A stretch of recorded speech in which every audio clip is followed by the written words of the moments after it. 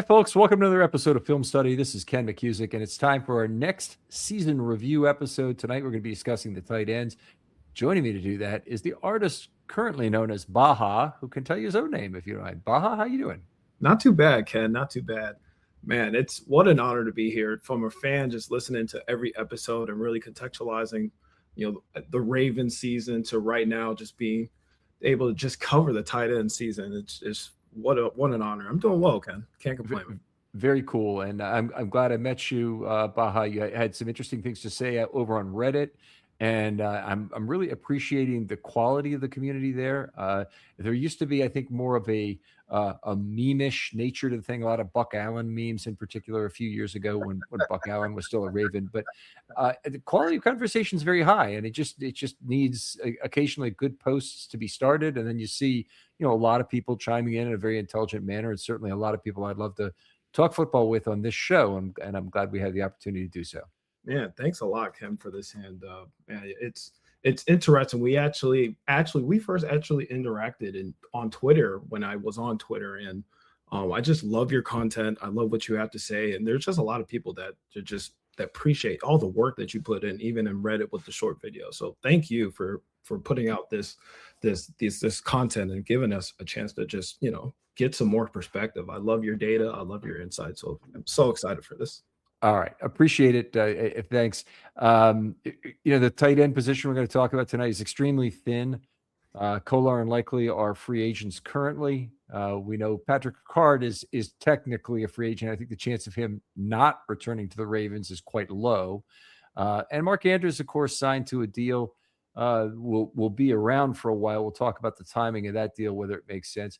But another guy that's missing now from the organization is Kadir Ishmael, a guy who was at camp last year, looked kind of physical. And the last name I'll bring up is Zaire Mitchell-Payton, just to lay them all out there, who was briefly with the Ravens to start the year, played in 6 games, got cut, and then got picked up elsewhere. He's with New Orleans now, so he won't be with the Ravens either. They're starting from scratch, essentially, at this position. Yeah, they are. And the Ravens have a history of just going in and looking for talent within the college ranks. And it's interesting that we saw Likely, within the preseason, from what your reporting is, again, just being dialed into the content you're giving us, you were telling us that Likely was probably one of the best players coming out of camp outside of Keaton Mitchell, and his explosion. I mean, the way that he attacks the ball, the way that he separates, basically a wide receiver almost. And just for him to just sustain that injury, you can just tell that really just had an impact on just the relationship as the season came in, when he came into the season. So, it's interesting to kind of figure out, what is the next step for Likely? Will he be a Raven coming up this year? And, that's kind of having an impact as to what that means for Kolar, because, with Kolar, will he come back on a shorter deal? What does that look like for his market? So I'm very curious to see what goes on and how we handle the situation. Historically, we seem to do really well with drafting in the tight ends. What do you think about that, Ken? Yeah, I mean, they certainly have done well at drafting tight ends. In the years they double dipped, they have a history of the second player being the better of the two. Kolar and Likely were the last two, but it was Mark Andrews was drafted after Hayden Hurst, right? So a first and a third round pick there, I think. And then they drafted, who was the other one that was a double? Pitta was after Dixon, I believe. I believe that is correct. It was Ed Dixon, then Pitta, and then I think Crockett Gilmore, I believe. Yeah, that's right. Was Crockett Gilmore the same year as Max Williams? I'm trying to remember who was the other tight end that year. But yeah, they had a bunch of 2 tight end pairings, and it looks like they may very well double dip a tight end again this year. I would not be surprised at all. Yeah, it does feel like that is the case. It also curious as far as the Mark Andrew contract. I know that we'll talk about that. I think it came kind of a surprise to me when we all got the notification as far as the contract. I heard Voster Rico's insight. I love his insight as far as putting that much insight into his contract and what that may mean. I'm curious from your perspective, is that the right timing? Do you No, I don't like the price on the Andrews contract. I'm with Voss on this one. We don't always agree on things, but in this one we do. yeah, It's a I think it kind of boxed out a possibility of re-signing Likely. There's a backdoor way they can get Likely as a franchise tag and then maybe sign him from there. Um, they could re-sign Kolar. I don't think they can re-sign both of those, and those would have probably been the two guys I'd have tried to sign. So reportedly, they did try and sign Likely earlier last year, either in the off season or in camp. They tried to sign him, and they had an offer on the table, and it didn't work out for whatever reason. And now I think Likely is probably worth less, and the Ravens are willing to pay him less as of right now if they came back to the table. man, it's incredible, right? I mean, likely what seemed to be a game tying decision or a game tying touchdown in that playoff, and the expectation likely as far as what his market could have been prior to his injury. And man, it almost seems as if there was just something not there, something just not Mhm. clicking. Might have been just timing, might have been just the injury. And unfortunately, as we see, we still don't have a concrete answer as to if that's really a touchdown or not, which, that could be discussed later Yeah. within within the production of this, group. But, it's a very interesting group. And I do think there is still potential to see, how we can further, this production as far as, can we take in Monk and scheme a little bit and implement it to the new coaching staff? Will the tight ends be a primary focus for this next coaching staff? So it's exciting. The refresher was definitely exciting in the press conference today. We're gonna you're referencing, and we're recording this on Tuesday at 7 o'clock. This will be out, Saturday or maybe next Monday. So it'll a few days will have passed since that press conference. But one of the points that really has to be made is that whoever comes in is probably going to hire their own staff entirely. And Bisciotti seemed to indicate that would be the case. That a new head coach is going to be able to hire a bunch of new coaches. I don't really think anybody is protected from the sound of it. I thought maybe there would be people protected. Sometimes, a key position coach would be protected, or perhaps some individual analysts would be protected that are involved in the coaching, quality control people, things like that. Some of those people may, in fact, still hold the same job, and they may be able to interview for their own job, but they're going to have to go through a process where they compete with the friends and previous coworkers of whoever is brought in with the new staff. So that is a real question as to who stays. Warhop is certainly not protected as the offensive line coach, and I thought that Bisciotti went out of his way to kind of backhand Warhop for the lack of progression of the offensive line in today's press conference. Man, Ken, I was in the middle of a work meeting, so I try to catch a little bit of what I guess you can call this the state of the Ravens, and really not to dive too deep into it, but it really just shows you how much of a relationship Bisciotti really had with Harbaugh. And Mhm. really I hate to say it, but we have to really say, man, we've had some great years with Harbaugh. I mean, 12 out of the 18 years, we got to say, hey, like, hey guys, this is an accomplishment right here. So we really got to look back and really look as far as this organization and what they've done. And now it's exciting to see, all right, what's the next step, what's the next chapter. So it's exciting as a Raven fan. And this position group also has potential as well. But I would love to see how they can rise from what's happened in 2025, obviously, and we'll definitely discuss that. Yeah. All right. Whenever we talk tight ends, particularly on this show, we talk about some of the schemes that the Ravens had with Roman in particular. They had extremely heavy use of tight ends. The 2022 team was probably the heaviest in decades, and I don't have a way to look that up easily because the snap count information is not there going far back. They're definitely the heaviest since 2019 by a very wide margin. I think they're probably the heaviest, even in a relative sense, certainly going back for several decades, maybe of all time, in terms of having so many tight ends relative to the average number of tight ends that were used in the league. This year, they're at about 1.85 tight ends plus fullbacks plus OL6s per play for the year. That still puts them right at or near the very heaviest teams in the NFL. I haven't actually seen the data for the end of the year, but it's still half a player per snap below where they were in 2022.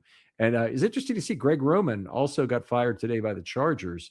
And a question I have along this line is, if the Ravens want to maintain elements of DNA of what they do, so they like to run the football, they certainly have the players to run the football, and they had, with the previous administration, all the scheme laid out to run the football, including some scheme that was passed down from, say, Roman to Monken, and still did.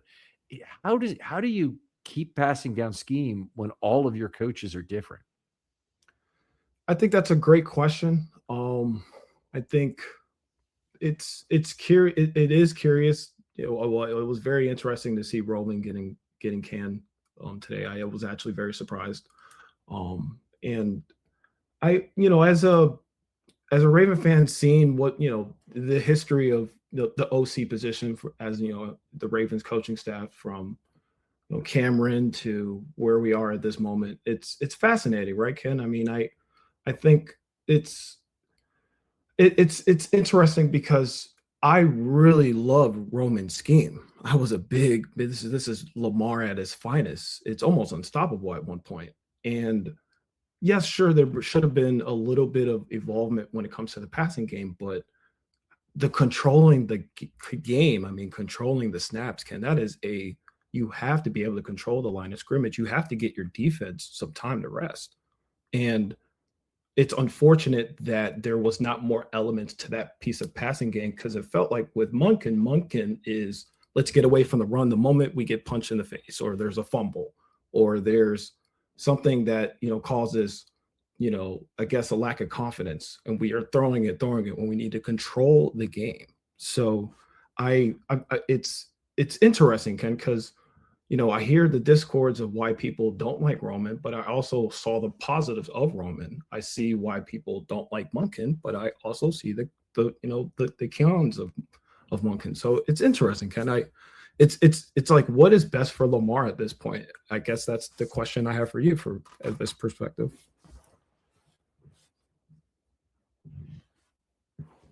I'm not sure I know the answer to that question in terms of what's best for Lamar. Okay. But I will say this, there were definitely elements of Roman that were very good for Lamar, at least at the time. And so that 2019 season is still one of the really great seasons in offensive history. It's the greatest for the Ravens. It's not really close, but it was at the greatest. It's in the top 5 to 10 of all time in terms of points per drive, which is often cited as a metric for that. They held on to the ball forever. They went for it on fourth down with impunity, and they were just incredibly effective. And there are probably elements of Lamar where it would not work quite as well today. But I would be very enticed if this could work out, if Roman could be brought back, not as the OC, but as the run game coordinator. Absolutely. That's kind of what the point I think that's a fantastic idea. I mean, he has a relationship with the organization. I think getting that element of controlling the game and slowing the game down for the quarterback allows the quarterback to create more options. And again, you're just creating so many options for the defense to throw at. And I think, how else do we element or create opportunities for misdirection? So why not do sweeps? Why was that not part of the scheme? Like, I was curious as to why that part was no longer part of the offense, where you can have Keaton Mitchell and Derrick Henry on the field as well, and motion Keaton Mitchell to have certain sweeps to create that element of misdirection. I was curious that it worked well in 23, I thought. And you can see the tight ends really going after those ends, and you can see just the physicality that they presented. I wonder why that was not an element no more, especially as we saw Keaton Mitchell come up. Yeah, they didn't do as much, I would say, with those kind of outside the crack tosses where they're bringing receivers back in effectively to try and seal that edge. I would agree they didn't do that as much. Let's talk about more generalized, though, receiving value. The superpower of Monka in his first 2 years with the Ravens was to really unleash the tight ends on opponents. And For all the value that Roman had gotten out of them, and they were extremely target heavy to tight ends, they hadn't been particularly effective. And in fact, in 21, I think there were 9 interceptions throwing to Mark Andrews alone. And the passer ratings just throwing to Andrews and not likely at that point yet, but likely did come to the team in 22. But Andrews and others in that period had really suffered. Well, anyway, in 23, you got Likely in his second year. You have Andrews. You have Kolar as a second-year player, and the three of them combined for a one. Or sorry, in the 2 years for 143.5 passer rating, 30 touchdowns and 1 interception. And just, I mean, those are ridiculous statistics. They're off the charts, near perfect passer rating thrown to your tight ends. It's all a big part of the scheme, obviously. Now, it didn't have a lot of targets over that 2 year period. They only had 248 targets. So I think they went from 110 to 138 from 23 to 24. So there's much more wide receiver centric offense that they were running then. But this year, it all went to hell in a handbasket. They had only a 91 passer rating throwing to the tight ends, 8 touchdowns and 4 interceptions, and a really miserable 7.1 yards per target in a relative sense, down from 8.4. So big difference in terms of that. Do you have a sense of what was the reason for that in 25? I think, yes, quarterback play does play into a factor. I think, putting in Rush, putting him in a situation where in the red zone where, he's not making the most of those opportunities.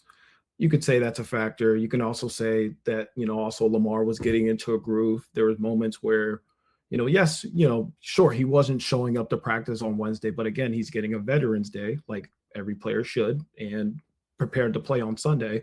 Just him being in and out of the lineup really are just getting into the red zone. Our percentage just changed from what we saw in 24, which was a strength, to not so much of a strength. So those factors play into it. I think also you could say play calling, but again, I think also those defenses also did their part as well. So a little bit of those environmental factors, I think, all were reasons why.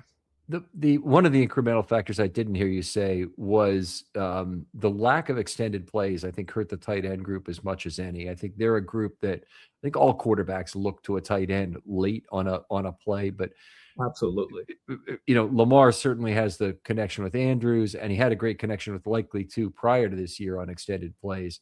And the running around plays were just they were probably fewer in total, and also probably fewer of them going to the tight end. Fair number went to Zay Flowers this year. Zay Flowers ended up being a good extended play target. The other guy who lost extended play targets is Bateman. Yeah, I'm here to say that I am a huge Rashad Bateman fan, and I 100% agree with you with every time that you state that he has, I think, the best contract or the most valued contract on the Ravens right now. This is hey guys, I know you guys are mad that he didn't play, these couple years, but hey, he actually got an injury that isn't his fault. So these things happen as an NFL player, but his value, his contract, and what he does as a second wide receiver when healthy, you just cannot trade away. I do not think you should trade Bateman. So I don't think that's on the table right now. First of all, I think you'd kind of be selling low if you sold, but I think the hope would be that if Lamar is healthy again this year, that Bateman would also be a beneficiary of that, and would be part of more extended plays. And the two of them, they do really seem to be on the same page, or were before this year. And it just a tough year health wise. It caused a lot of things to degrade. All right, how about we move on to some individual players here? Let's talk about Mark Andrews first, who had by far his worst career season. Andrews set the all-time record with 11.04 yards per target as a rookie. 6.0 yards per target was a career low, and a 52.9 success rate, also a career low. Man, yeah, I am. Well, first and foremost, I think Andrews had to prove that it's not gonna feed into what's happened into that playoff game. It happened. all players from all levels, whether if you're playing at the professional, even at the amateur level, like myself, who I play flag football and I make mistakes in the flag football field. It happens. It doesn't let it define you. And to see Andrew come in and play the 17 games, and again, the production might have not been as high. And I do think that Andrews, to me, impressed me as far as his coming out and not letting that just, impact his entire game. Sure, we can talk about, what he could have done better, but I think Andrews is a stable Raven. I think him providing that stability for Lamar, it's really, really valuable for the Ravens. Great. He was coming off a great year in 2024. A whole lot of standards he set for the team. 15.9% of targets went for touchdowns. He had, what else did he have? 68.1% success rate, 9.8 yards per target. So 9.8 to 6. That's a hefty drop. If you're looking at the overall drop in the Ravens yards per target, a lot of that is Mark Andrews, honestly. I still think he's the extended play target that Lamar looks for more often than, I don't know if more often than not, but a plurality of times I think he looks for Mark Andrews on those plays. Yeah, and it's interesting. I think I've always thought that Mark Andrews was just a reliable receiver to find the zone and find an opportunity to get some yak. And I thought coming out of Oklahoma, I didn't expect him to be so much of a run blocker. I thought maybe he may make improvements here and there, but there are times where you can see Andrews really playing through the line, really playing through the finish. And he's impressed me over the years as far as his run blocking. So again, it's an advantage to have him there. And the sneak plays, it is interesting to kind of make that run. And I was very impressed that he was able to finish that play. That was pretty impressive. Yeah, good point. I mean, his value, whether he's under center and just ramming it straight forward or what he did on the hurricane play, both of those very impressive in terms of both very valuable to the Ravens. Let's put it that way. So yeah, I'm happy to see that too. I don't know how to attribute his poor year, and I don't think it was all him. Part rush, part Lamar not having the amount of extended plays, part having Tyler Huntley in there for a couple games does not help anybody's yards per target. Even though Huntley certainly played well, he did it with a lot of short passes in both games that he won for the Ravens this year. Boy, would that have been a story. How if Tyler Huntley had somehow basically been a pivotal figure in terms of winning 2 games against the Packers and the Bears, two playoff teams, and helped the Ravens get into the playoffs because everything happens the same except Luke makes the kick at the end of the year. Boy, would that have been something. Man, what a story! It is kind of incredible. I mean, I think with Andrews, what as far as within when you received the notification of the contract, what were your initial thoughts as far as, did you think this was more on pressure to get, a tight end going into 2026? Did you feel that, Andrews has been a workhorse? He's an automatic, going to be a Ring of Honor guy. Like, what was your initial, you got the notification, he's the tight end that we're looking at for 2026, not the younger guys that you've drafted in the same round. What was your thoughts on that? Yeah, I mean, it's a very good point. And I'd say that they did try first with Likely. And DeCosta always talks about wanting to work in the dark on contracts. And then all of a sudden, you hear something and Travis Jones has been extended or something else has happened. And it's exciting, really big news. Absolutely. This was kind of the antithesis of this. And then what this tells me is that it's likely that they knew they were so far apart that they weren't going to get Isaiah back this next year. And they probably also felt like Charlie Kolar might have been amenable to coming back, but he didn't really want to do it if one of the other big pass catchers was here. So he probably really wanted to get a fresh start somewhere where he could go back to being the kind of target he was at Iowa State, which is, I mean, the whole offense ran through him there. Right. I think pretty much you got a couple players who are looking for a new opportunity, and Andrews is perfectly happy where he is, and you end up Andrews being the guy you make the offer to. I don't think it was the right call.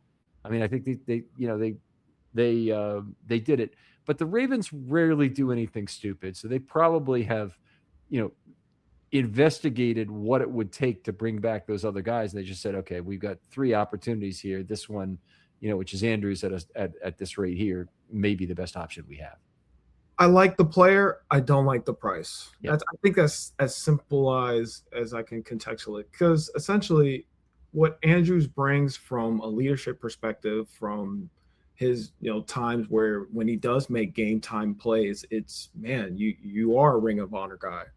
Whereas some memories we can take back. I mean, again, the Pittsburgh 2021 tip pass, was it Lamar getting rushed by TJ Watt? Is it Mark Andrews not being able to haul in the catch, or what happened in the playoff game with the Bills and the drop pass? I mean, those things, again, those do stick in your mind a little bit as a Raven fan, but ultimately you need that type of edge. He brings that.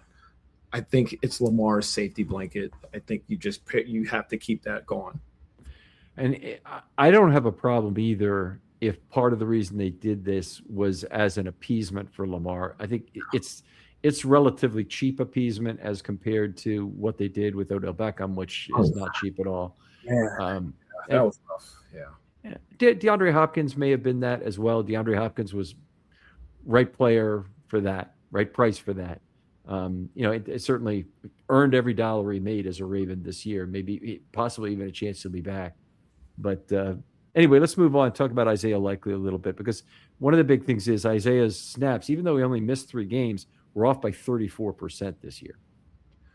Yeah, I mean, the injury did kind of take his season a little bit, in the driver's seat a little bit, just waiting for his time to rehab and get back into it. But then you could just tell that there was just something not going on. Maybe it might have been just trying to adjust into the season. Maybe it's the fact that they are playing catch up and he's having to put himself in a position where he's exposing himself. It kind of, you can see that there was a decline in a sense, and it's unfortunate knowing that this is a contract year, and it kind of makes you wonder, in a contract year, was this in the back of his mind, trying to overperform? I think it's an unfortunate situation for contract players that don't see the success, because we've seen in Ravens history those that have succeeded in a contract year. Now we're seeing what happens when you don't succeed in a contract year. It makes me wonder, man, that franchise tag is a lot of money, and we've already got Travis Jones. Ken, what do you think? Do you think possibly he would be a franchise tag? I mean, for a tight end, I mean, it's a little cheaper at tight end, so it is a way they could do it if they felt like they had to. They've got to get Lamar extended in order to generate the freedom of cap that they would have to make some of these signings. So, if provided they can do that, and based on the press conference today, they really want to wrap that up before the draft, then I think it's possible they could. Actually, they want to wrap it up before free agency, I should say. So, they want to probably get it done in February or the very beginning of March. If they could do that, then they could sign, a player like Likely, whether it's a franchise tag designation or, a longer term deal right away that they'd be getting into. But they need to know that they basically have the space to compete with Lamar taking a lower total share of the cap this year, even though the Piper will have to be paid eventually on any dollars that are involved in the Lamar extension and Lamar, pushing forward to dollars now. We're finding that way. Roquan Smith and Marlon Humphrey are now, players that are both in a position where they have tremendous cap hits, but the Ravens also. This episode is sponsored by BetterHelp. The new year doesn't have to mean a whole new you. Sometimes it's just about feeling a little less burdened. And one thing, for instance, I'm working on is letting go of that constant pressure to have everything figured out. Like I need to be perfect or I am behind if I'm not. Therapy can help you identify what's weighing you down or holding you back by giving you an unbiased perspective so you can better understand your relationships, your motivations, and your emotions. And BetterHelp makes it easy to get matched online with a qualified therapist. Their therapists are fully licensed in the U.S. and work according to a strict code of conduct. They also do initial matching work for you so you can focus on your goals. You'll fill out a short questionnaire. With their experience and strong matching process, they typically get it right the first time. And if you're not happy with your match, you can switch to a different therapist at any time from tailored recommendations. BetterHelp makes it easy to get matched online with qualified therapists. Sign up and get 10% at betterhelp.com. That's betterhelp.com. Let me tell you about the online cannabis company that's changing the game, mood.com. They created an entirely line of functional gummies, 100% federally legal THC blends discreetly delivered right to your doorstep. And here's the best part. You can get 20% off your first order at mood.com with the promo code RAVENS. Now, I've tried a bunch of their gummies myself. Each one's totally unique. The Sleepy Time gummies knock me out right away. They help me unwind fast, leave me refreshed the next morning. The Epic Euphoria gummies, they're perfect for when your day just isn't going the way you want it to go.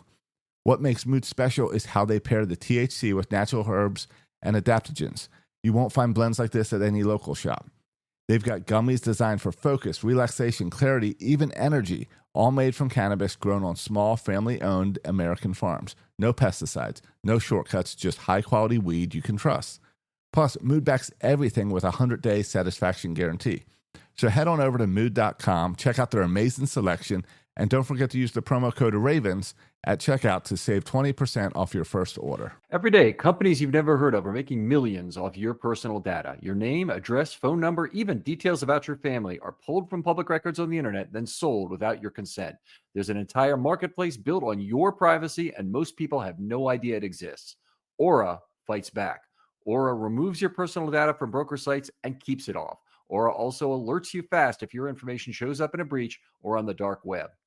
But Aura is more than just a data broker removal system. It's a full digital security suite that protects every part of your online life.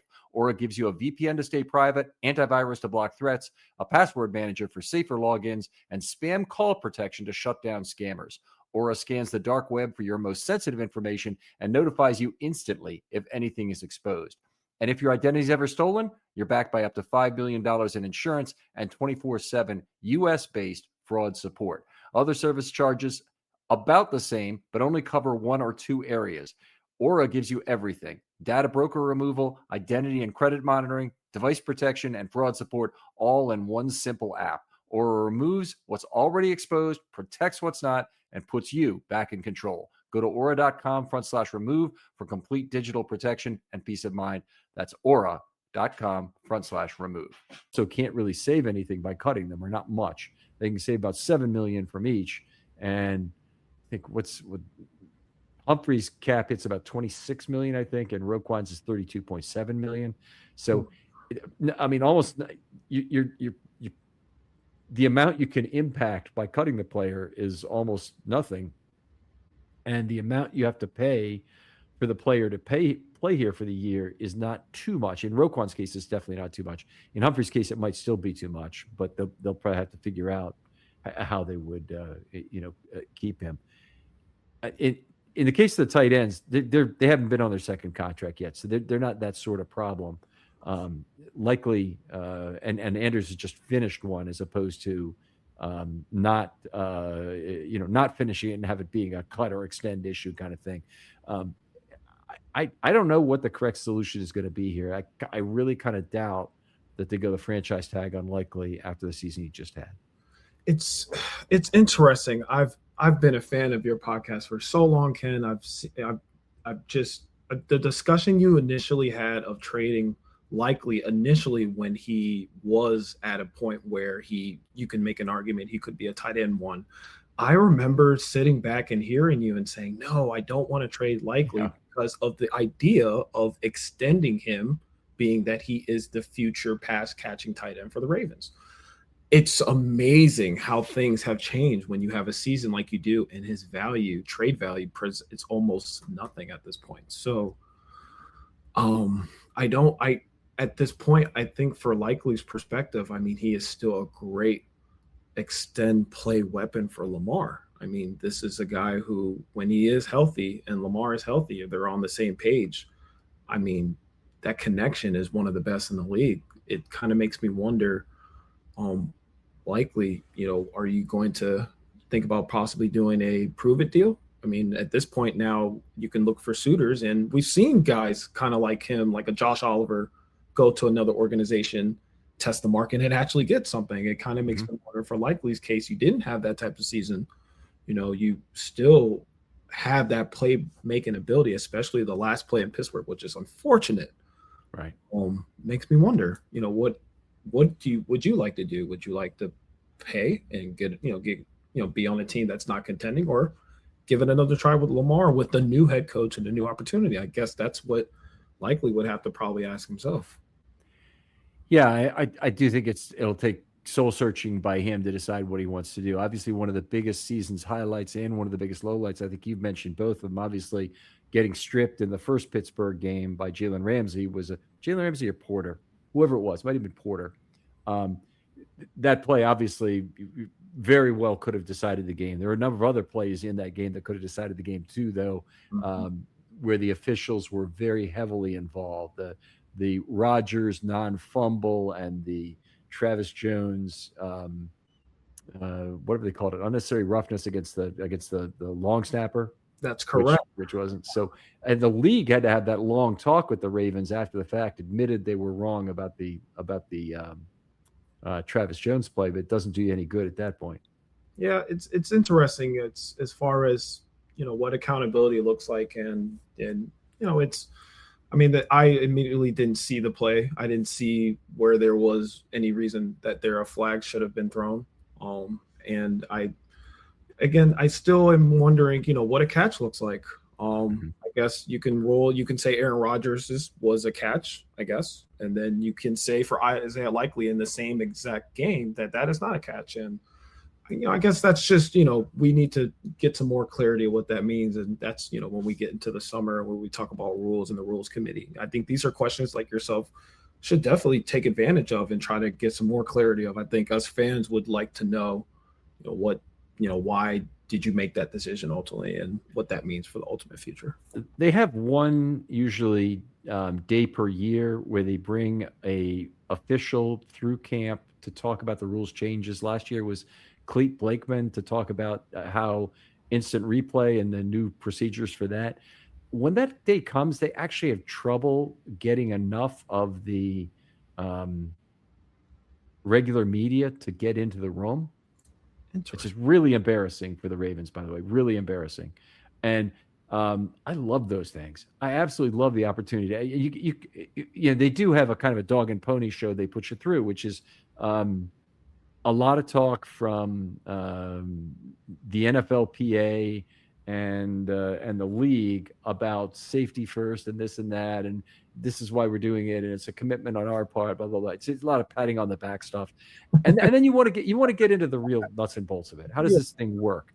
And they had the dynamic kickoff was changing this year, and so there were a lot of questions about that, and there should have been. It's a really complex rule when you peel back the onion, and even Clete Blakeman there that day didn't know all the particulars. And he certainly did when he was officiating the games. I'm not saying that, but he didn't on that day in camp. I think it's just, we have questions. They're just sometimes the answers we just would like to just know as, stakeholders. We would just like to know, why that decision was made for that time. And that's it. Just a little bit of clarity, but it's part of the game. We get, can't control every outcome. It's just unfortunate that was called the way it was. So. All right, so we have we got to talk about Charlie Kolar a little bit. He played in all 17 games. Underwhelming in terms of his number of targets. He only had 15 targets the whole year, but he did catch 10 of them, had a bunch of yardage, 142 yards on those 10 catches, which is very good. 9.5 yards per target, no problem with that. A couple touchdowns and a 108.9 rating throwing to him. So he wasn't a problem, certainly, in terms of what he gave the Ravens. Bulk of his snaps remain in line. Do you see difficulty in the Ravens being able to go and get a tight end of his quality out of the college ranks if they went again with, say, a 4th or 5th round draft pick to do so? I think with the game of the college game being what it is, I think the game is really spreading out. Ken, I remember in high school just seeing how the game was completely inline, midline offense to now the spread, and the spread has now evolved to now having a heavy spread. Not really seeing meaning a flex tight end. A flex tight end, that's correct. the game, it is possible to still look for that mold. I think Charlie Kolar is, I think now we have to kind of think about, all right, no, we have to expect likely being on the departure. I think it's the safest move is to try to get Kolar maybe on a cheap deal at this perspective. But what do you think Kolar would want to come back to the Ravens? Is that something that you think, it's would be a benefit for having that second inline tight end, not a passing threat? I think Charlie may really have a desire to move on, and I don't know this for a fact. I really don't have any special information. I'm not privy to anything, and I'm not texting Charlie Kolar to get information like this. I just see a guy who had an unbelievable target share when he was at Iowa State. He was effectively, as I always say, Wilt Chamberlain in the post in that offense, and it's just not. It can't be exactly what he was looking forward to in his NFL experience. He's been a good special teams player. They've used him extensively in that part. They use him for relatively few total snaps this year. I wrote down his snap total here. He only had 402 total snaps. So he played right around just a slightly under 40% of the snaps this year. And when he was in there, it was typically as a blocker and not as a receiver. So I just can't imagine that's what he thought it would be. Now, people grow up, they decide, hey, this is my chance to survive in this league, is to be a really valuable, multifaceted player. And if Kolar were at the same point that, say, Malik Harrison was a year ago, or that I'm trying to think of who else might be there in a year coming up. Who do the Ravens have as a fourth year? Trenton Simpson be a good bet as being a similar player. He's entering his fourth year. He could be that after this year, where his best bet is to maybe stay with the Ravens, be a survivor. Tylan Wallace is in the same group, actually, where you maybe can get not only a little bit of incremental chance to be on your team because they value you more, but you can get the veteran service benefit, which is about $1.5 million incremental dollars that you can get a share of that pie.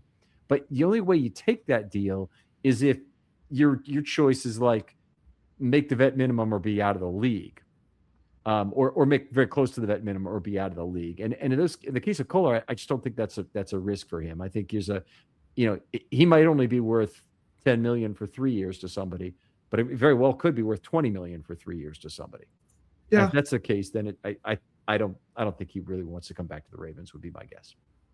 Yeah, it's fascinating. The Ravens drafting 2 tight ends in the same round, and the potential of losing those 2 tight ends, knowing that if the Ravens do stockpile tight ends, which again I would think they are an integral part, it's good to have fresh bodies, especially with Mark Andrews now taking on another contractual agreement with the Ravens. I think it's important to have another backup, and a backup that provides some type of inline or potential passing threat. So it's curious. It makes me curious as to what is the idea for the DaCosta's draft strategy. Are we what is a sweet spot that we're looking at? Which I am curious on your draft coverage coming up this year. I'm excited for this year's draft coverage, so I'm looking forward to it. Look forward to see what happens there.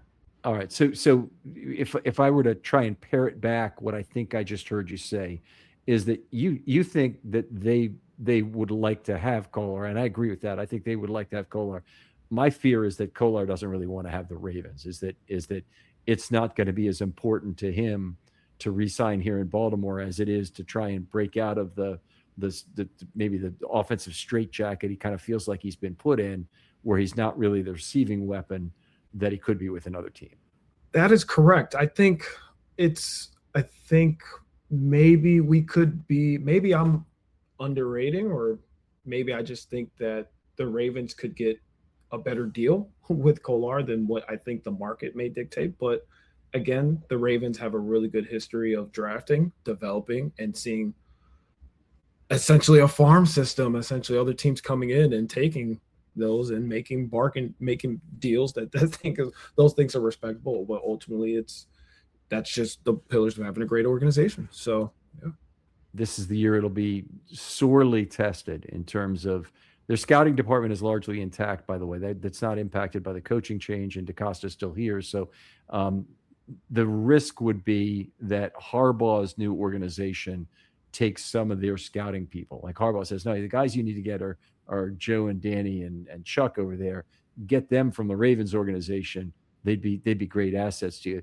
That would be a serious risk in terms of what's going on for next year. But I think largely they're going to be starting with the same people. They're going to have a good chance to draft, a good set of tight ends, but they won't have the same coaching staff in place. They already lost George Godsey before even Harbaugh was fired, and they won't have the same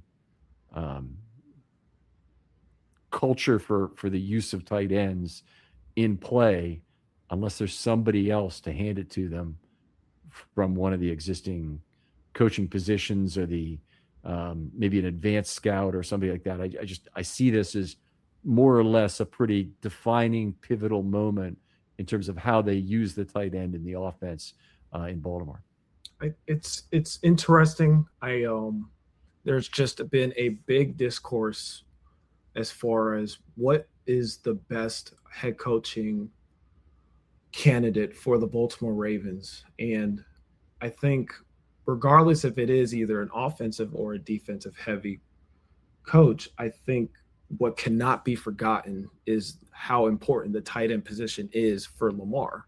Historically, there has been just a relationship that Lamar has developed with that group. And I think whoever comes in, needs to at least find a way to keep that relationship still intact, to create that safe position for Lamar to always throw to. So I think whoever that may be, and I think it's just there's a wide range at this point. I think this is interesting even for a Ravens fan seeing this and making fun of my friends who support teams that go through this constantly. I think this is I don't think us Ravens fans have ever experienced anything like this. This is incredible, Ken. Right. Even I guess what happened the last time around when Billick left, Rex Ryan stayed as a defensive coordinator. And I'm trying to remember the offensive coordinator. Billick was effectively the offensive coordinator when he left. He kind of had Jim Fossil was there in calling plays for a while, and then Billick fired him at midseason in 2006. And I think he stayed with the play calling through 2007. There might have been somebody else involved there, but it wasn't like the Matt Kavanaugh era had ended already by then. So anyway, when Harbaugh came in, he didn't have the complete sweeping authority to get rid of all the coaches, and that was actually a bone of contention in 2008. That he and Ryan, I don't think, really got along all that well, and the point was made by some of the defensive players that they really thought, and Ray Lewis was among them, unfortunately, that they thought Rex Ryan was really the head coach of the team in 2008. And boy, were they wrong in general about betting on the pony for long term, but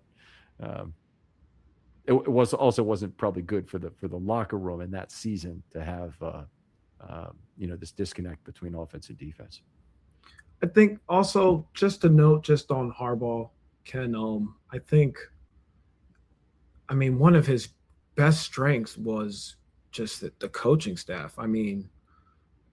Just imagine the tree that Harbaugh alone has just created. I think that's what we as Raven fans will kind of have to try to see if this next coach can be anything of a pillar of that sort. Just imagine the opportunities that Harbaugh has presented. And, yes, we can talk about the statistics of the blown leads. And yes, we can talk about, the lows and the missed opportunities. But again, that of what Harbaugh has created. And I still think about how we didn't keep Kubiak, and then Kubiak ends up winning a Super Bowl. So it's things like that, and it's just amazing. It's amazing as Raven fans, like what we've seen over the last 18 years. All right, so I think we've covered a lot of this episode. We talked about we're not going to talk about Zaire Mitchell-Payton is still on the roster. He played is gone now. He played 74 snaps last year. The only other guy they have on the roster or practice squad is Scotty Washington, who played one game with New England in 2022. But otherwise, he's been on practice squads for 4 teams since 2020 and is now age 29. So regardless of what you think, he's not a significant component of the 2026 Ravens. He might, be an elevation for a game or two if you need a special teams big in particular. But the Ravens are starting truly from scratch in this situation in terms of needing to get 2 players, including the possibility of either Kolar or likely returning, but also somebody else and it would not surprise me at all if they double dip on the draft. Lay it out for you this way, and I'll pin you down on a percentage here. Percentage chance they draft 2, 1, or 0 tight ends in this draft. I'm going to write mine down as we do this too. Okay, I got my 3.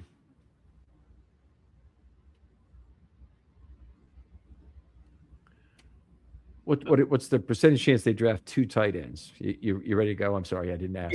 Yeah, I do. So I think there's a 40% chance that they'll draft 2 tight ends. Okay, I'm at 60%. I think that's the most likely single number, obviously, that they would draft. So 1 tight end, then you're at about what? That would be my 60%. I think they're going to draft at least 1 tight end, probably high. Probably. Okay, so I have 35 on 1 tight end. Okay. So that's the disconnect right there. And then I do have a 5% chance they don't draft any tight ends. And you're obviously at 0. Yeah, it's just the Ravens have shown us plenty of times that they will replenish, and I think this is an opportunity now to, offset in a sense. You are drafting kind of the future at this moment. Do you expect that Andrews will actually become up to that contract, because essentially you're paying for future years instead of course, obviously rewarding for past production, which again, we all know at this moment that's not the right way to go into business. But what do you think about that? I mean, I think they're buying into the decline phase of Mark Andrews, and since we just saw a very significant decline this year, the timing of the contract appears to be quite bad for that. Yeah. So I'm I would love to be more optimistic than I am about it right now, but I'm just not. The Ravens, to go to camp next year, are going to need roughly 5 tight ends on their 90-man roster, and it's just not clear to me where they're going to get them. If Kolar and Likely both end up walking, they would need to get 4 guys from a combination of the draft and UDFA selections. If both those guys walk, if both Kolar and Likely walk, I don't think there's any way they end up with 0 tight ends. If in the draft, if Likely were signed, then I think that's the situation where you're most likely to end up with 0 tight ends drafted.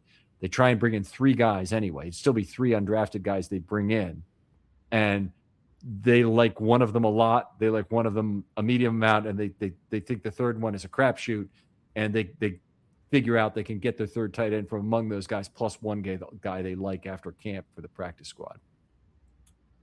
Yeah, it makes me kind of curious as far as where they will look within the tight ends. Is this something, a point of emphasis? I think Filmstudy really gave us a perspective of what they're going to be looking for, as far as not just from a coaching perspective, but how they can get after the passer and how they can have a better protection within, protecting Lamar. So this is going to be fascinating as far as, where does the tight end fit as far as, their draft schemes and, other positions as well. Looking at the running back position, we have to kind of look at youth there. So it's just, I'm curious. It's curious as, where does the tight end fit in their draft needs? Is it a point of emphasis or what?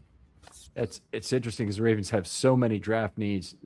I consistently hear people on Twitter saying, you got to move up in the draft. You got to get better players. I saw so disappointed in Q for bringing that up today and talking about, no, they need to get dogs.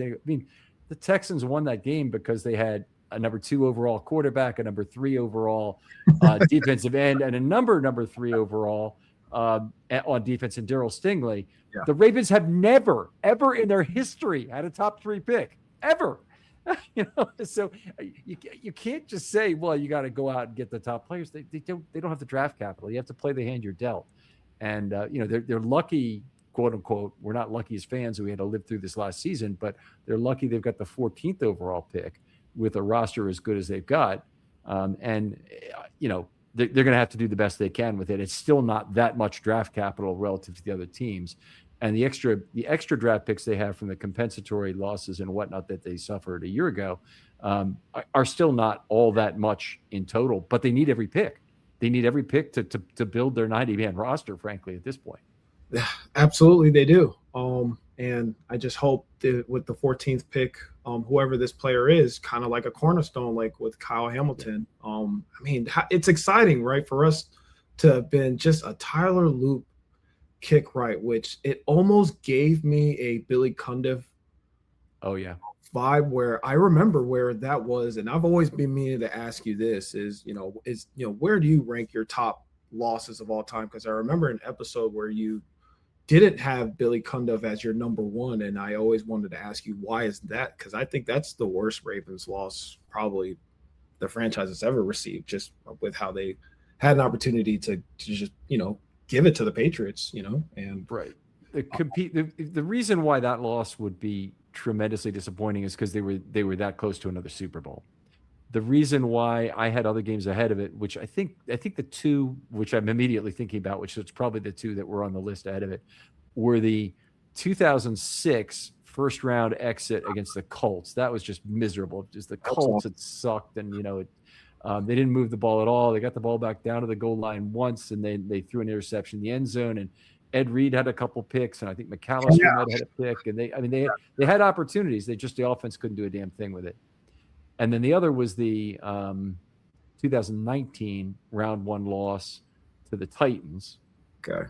That was awful. And then I'm not sure if I had included in that the loss to the Bills. I think it might have been after that game that we did the episode, and so the Bills loss was in the top 5, but I don't think it was number 1. Okay. I really don't. So I think it's the 2006 and the 2019 games, the following those years, they go to January of the following year, that were among the two worst for me. But I understand anybody who the Cundiff thing was horrible. I mean, the Lee Evans thing, I thought it was a catch initially. We were there at the game. I was in fact jumping up and down that we're going to the Super Bowl because there's only 10 seconds left or whatever when it occurred.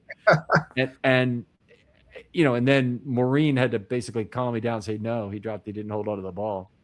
And the next time around, Cundiff, after they miss on the next play trying to get it in the end zone, Cundiff gets the kick, and it's so ridiculously wide left. It wasn't close, and you can't always tell from the angle, but I kind of could tell it wasn't good. And then I could see the Patriots fans in that end zone going crazy, and I knew that wasn't a good thing. So anyway.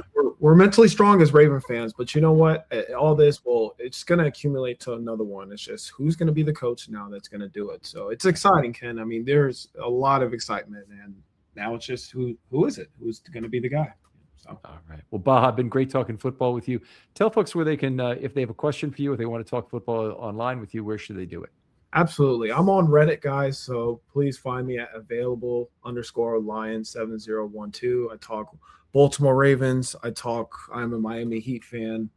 And also, if you are talking technology, I work in tech. So if you want to talk about tech, please, send me a DM. I'm friendly. I don't bite. All right. Other folks out there, thanks so much for listening. As always, use #FilmStudyMailbag if you want to get your question in. I might do a 1 to 3 minute video on it, or you put it on the appropriate show otherwise, or I'll just answer it at the time if that's the appropriate place for it. But I really like having a little bit of a mailbag built up for some of these shows, and for some of these in particular. It would be nice to have a tight end question. But if you want to get a question in on the next position we'll be doing is interior offensive line.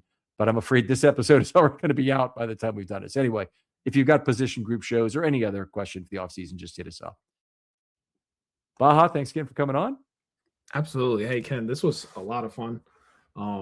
I am so excited about your draft coverage. I still remember when the Patrick Queen draft pick and your reaction. And I was a fan prior. I was listening to the episodes. I love Friday Morning GM. I'm a fan of everything you've produced. You're really just an innovator for us just wanting to know just what's going on within the Raven community. But I would love to be part of the day 3 if I can. I'm sure we can get you in if you want to be on the panel, or if you want to be on the just asking questions as part of the room. I really want to encourage viewers to get involved in that. We have a very interactive process now involved, where we're working kind of on a spreadsheet together to come up with who we think are the picks that make the most sense for the Ravens. Day 3, all days are exciting. Yeah. In terms of day 1 can be exciting because the moment you get down to we got 5 guys we really like, and pick number 10 is about to be made, and the Ravens are at 14. It's just a very cool moment. And from there on in, it's kind of all gravy. You're probably more worried about anything they're going to trade the pick at that point. But it's a very fun process. I've enjoyed it thoroughly, and we're gonna keep going as long as we can. So. Yeah, I think with day 3 specifically, it's because we've already done our homework within the first 2 days. We kind of already have a projection of what our first, kind of 100 to 150 picks are going to be, at least getting announced. It's the day 3 guys that we, didn't expect to drop. And I love the last 2-3 years that you've done. And I've always just wanted to just jump on and just see, I expected this guy to come here, and this guy, went to this school that we thought was going to be, picked higher, and this guy got this guy. It's so exciting. And I'm excited for April. It's like, I can't believe I'm actually going to be on it this year. So yeah, that'll be fun. I'm sure we can make room for you. We have usually, we have 5-6 panelists that are going, and by day 3, there's a lot of fatigue.